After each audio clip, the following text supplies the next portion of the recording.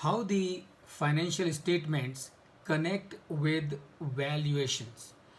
We are looking at, or we are trying to understand, or we are trying to decode the financial statements of the companies all over the world, because I am sure many of you may also be doing valuations of the companies outside India, or for the companies inside India which are acquiring companies outside India, or which are dealing in companies outside India. So the question is how these financial statements connect with valuation, or how do they relate with valuation. So let's look at them one by one. So first of all, please remember uh, the cost or the asset approach that we use for the valuation, whether in case of plant and machinery, or in case of land and building, or in case of a company also. So a company which has gone to NCLT and the petition has been admitted. Now this company has to be valued on both parameters as a going concern, or also on the liquidation premise. So the cost approach or the asset approach obviously will be only based on the balance sheet. So जो cost approach का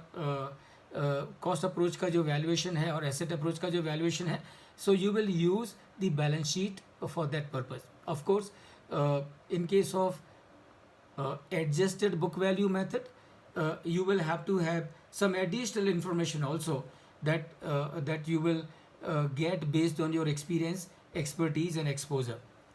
Number two, as far as the income approach is concerned, income approach, and remember, as I said earlier, income approach is applicable when the asset which is being valued has got the capability of independently generating cash flow, and that is where you will use the income approach.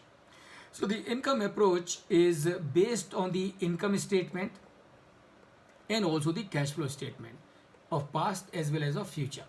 So, and that is the relationship of the valuation with the income statement and the cash flow statement. Methods under the market approach use multiples, most of which are linked with the information given in P&L and the balance sheet.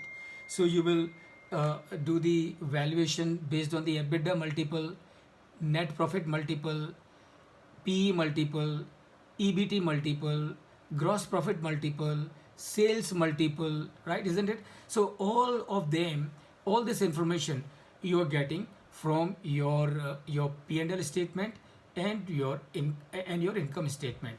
And of course, in case of the discounted cash flow method, you will use the income approach, and for which you will prepare the projected cash flow statement. So this is the relationship between the valuation and the financial statements. Someone had a question, you can please ask it now.